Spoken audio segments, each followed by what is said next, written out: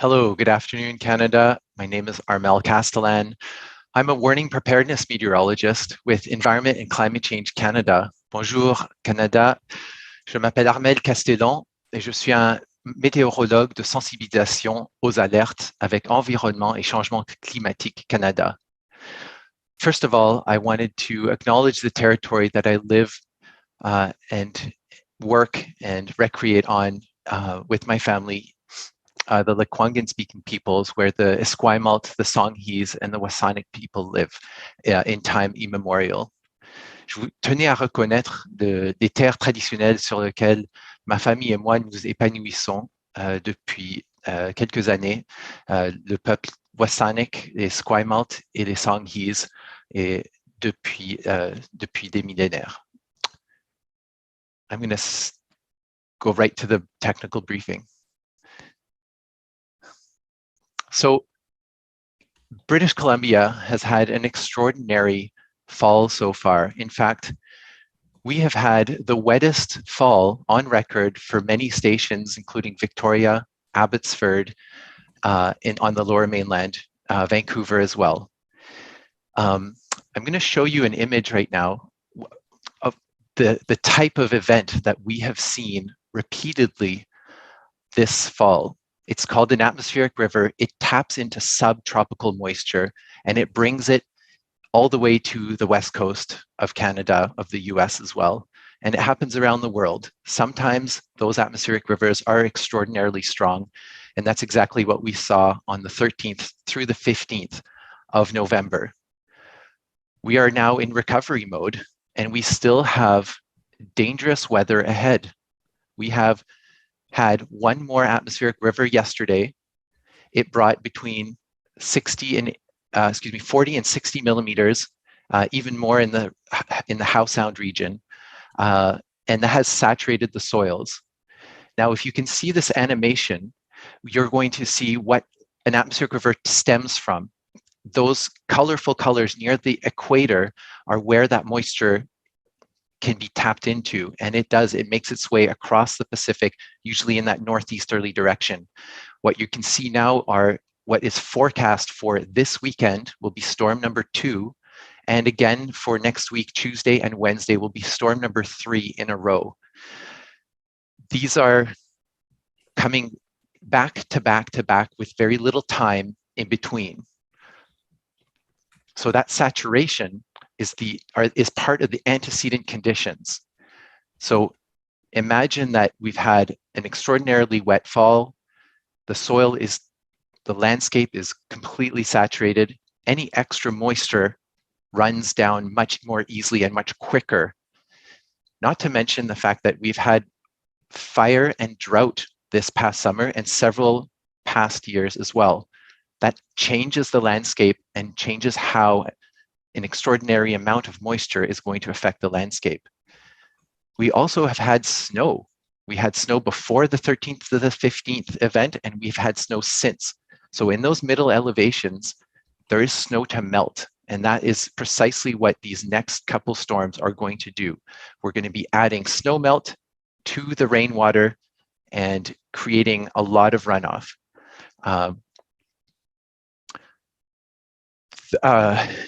In fact, when we look at our partners in the River Forecast Center of British Columbia, they've issued high stream flow advisories along most of the coast, as well as flood watches, and in fact, even a flood warning on the Sumas River.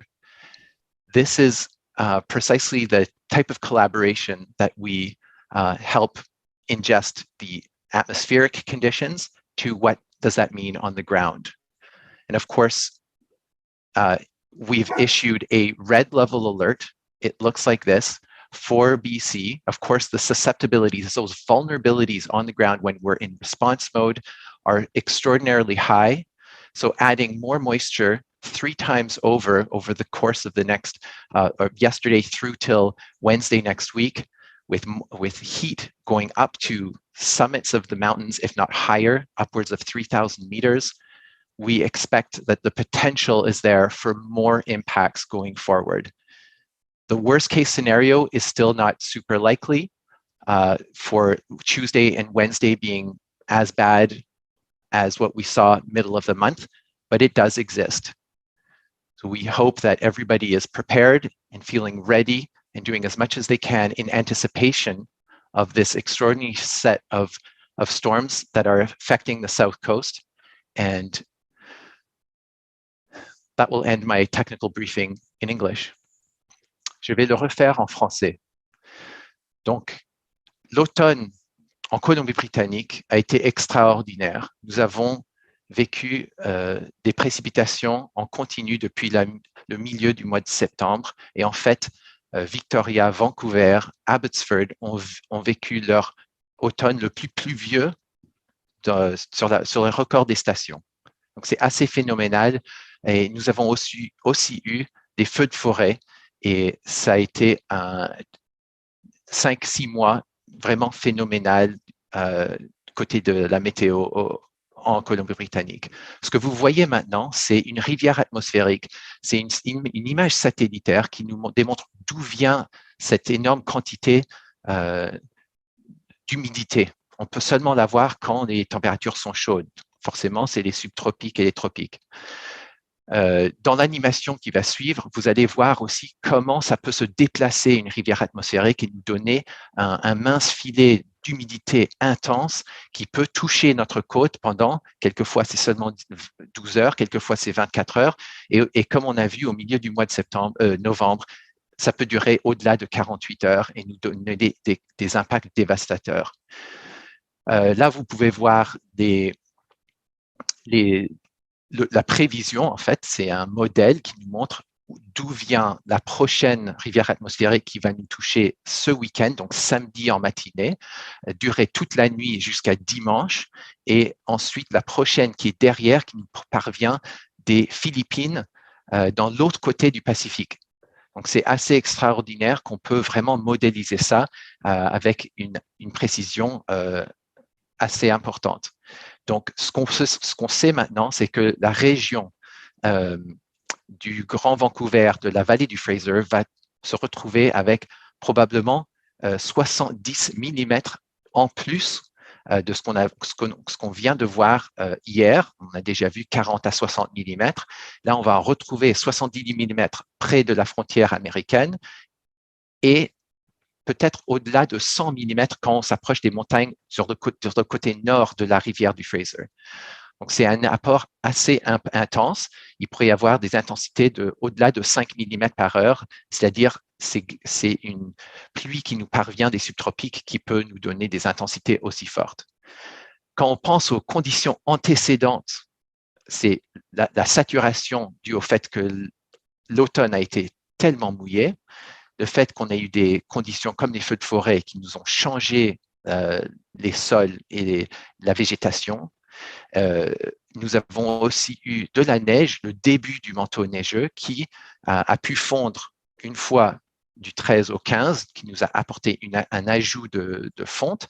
Et depuis, on a vu aussi de la neige. Donc justement, on peut refaire le même concept en fondre de la neige avec des températures qui vont être au-delà de zéro jusqu'à probablement 2500-3000 mètres.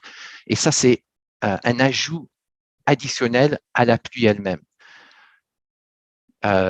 Et le fait que ces 3 rivières atmosphériques, donc celle de jeudi hier, celle de demain, samedi jusqu'à dimanche, et ensuite de mardi à mercredi, se suivent en succession très rapide. Donc, l'effet est cumulatif. Donc, nos partenaires au Centre des prévisions des rivières ont émis des alertes à différents niveaux sur la côte entière de la Colombie-Britannique dues à ces conditions antécédentes et ce que nous allons voir dans les prochains jours. Nous avons, à Environnement et Changement climatique Canada, émis aussi une alerte rouge pour le sud en particulier à cause des vulnérabilités qui sont extraordinaires. Nous venons d'avoir un événement si dévastateur et on est en réponse à cet événement en train de réparer notre société et nous allons avoir ensuite 3 tempêtes de suite qui pourraient, le potentiel est là, nous donner des impacts jusque dans le sud-ouest de l'intérieur de la Colombie-Britannique, avec ou bien des éboulements de terrain ou bien des inondations qui continuent. Donc, on sait qu'on veut être préparé. Je vous propose de garder en focus la météo, les prévisions et surtout les alertes qui vont venir et qui sont déjà sur notre site web. Et soyez préparés pour un 6 jours potentiellement très dangereux. Je vous remercie beaucoup. Thank you very much for listening to this technical briefing, d'avoir écouté ce briefing technique aujourd'hui.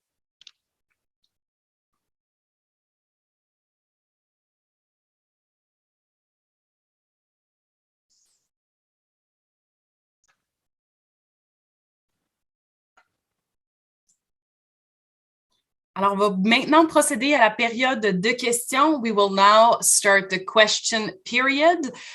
Just note to take this opportunity to, we'll take advantage to Armel to ask your questions because afterwards he won't be available for one-on-ones. His efforts will be redirected towards providing important weather forecasts and advice to BC Emergency Response Organization and on ECC's side. Donc, on aimerait que vous preniez l'opportunité de poser vos questions maintenant avec Armel, puisque à la suite de ce technical briefing, de cette séance de briefage technique, il sera occupé à travailler avec nos partenaires avec la province de la Colombie-Britannique.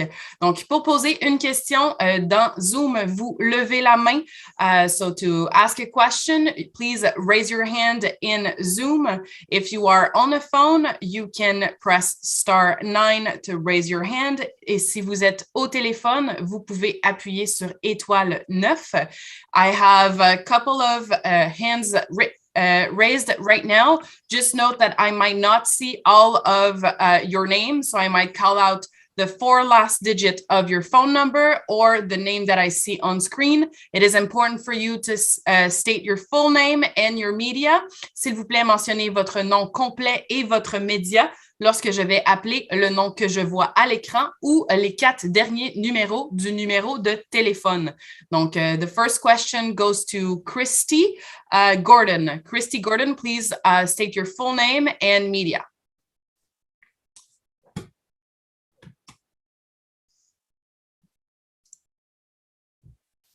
And make sure to unmute yourself. The question is still here. Hello. Can you hear me? Yes. Okay. Armel, I'm just wondering if you could just give us an update on how many atmospheric rivers we've had so far this fall. Could you please confirm your media first? Pardon me. It is Christy Gordon from Global BC. Hi, Christy. It's nice to talk to you again.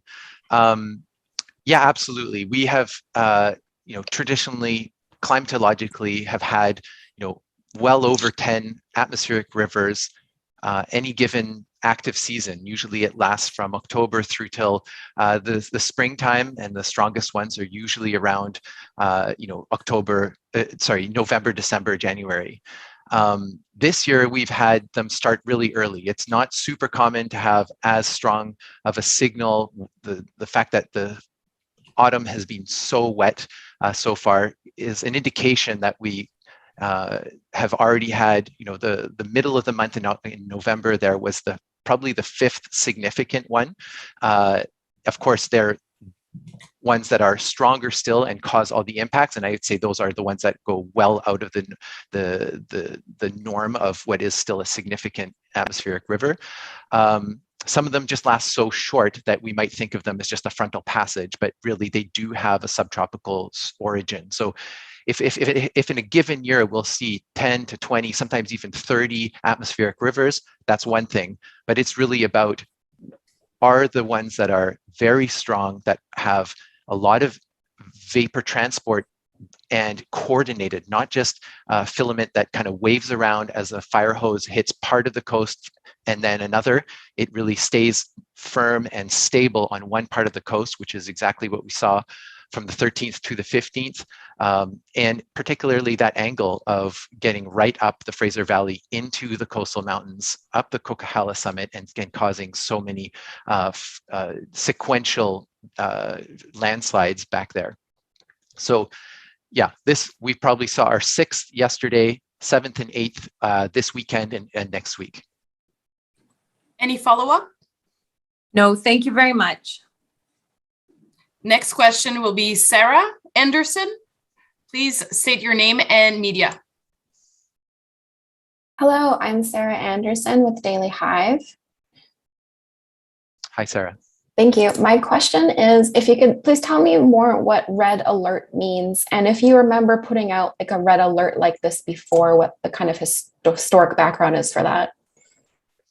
Yeah, that's a really great question. So, I mean, that graphic is related to a communications that we have had with Emergency Management BC traditionally. It's evolved over the years.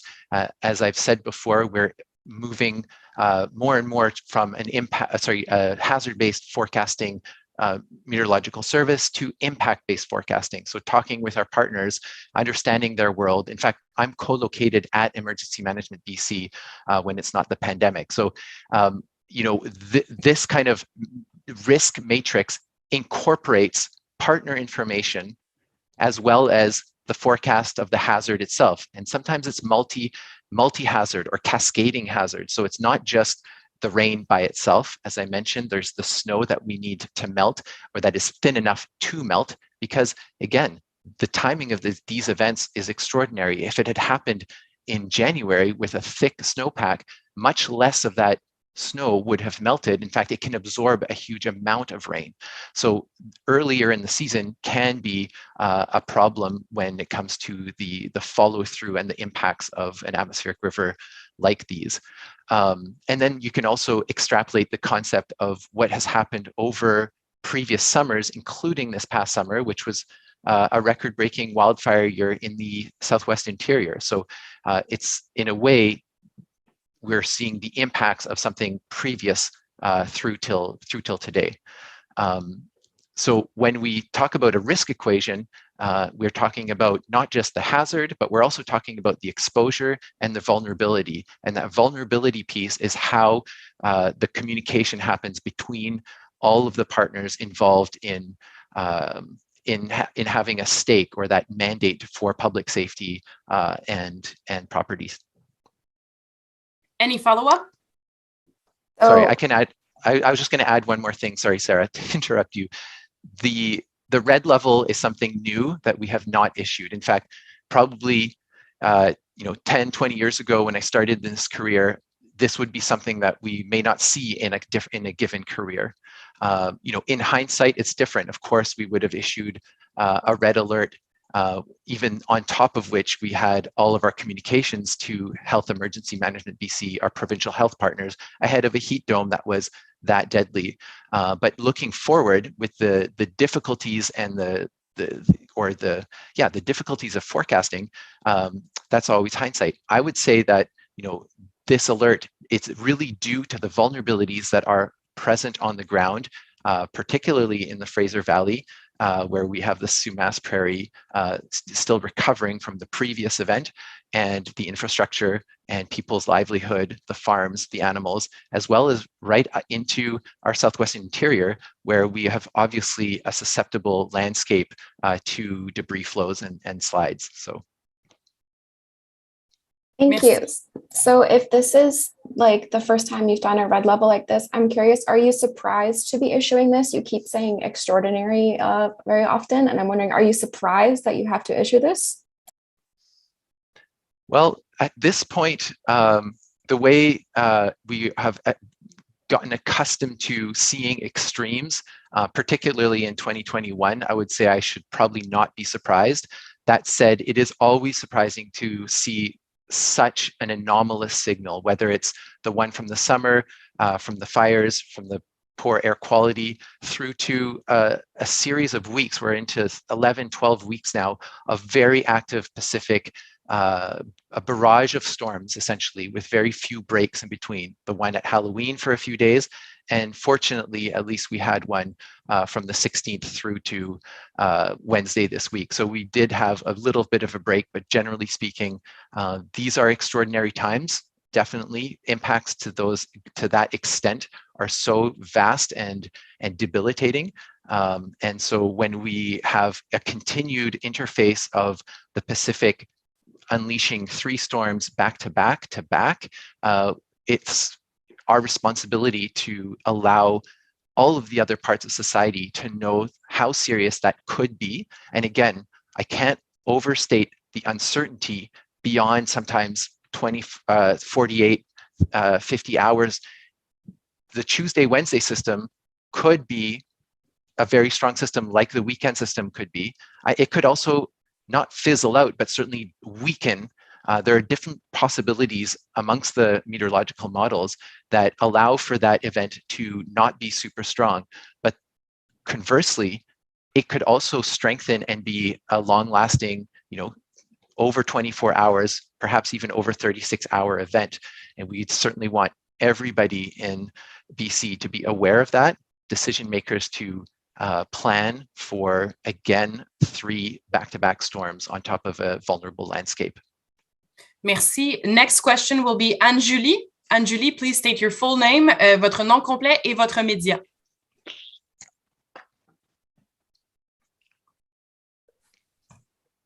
Je ne vous entends pas.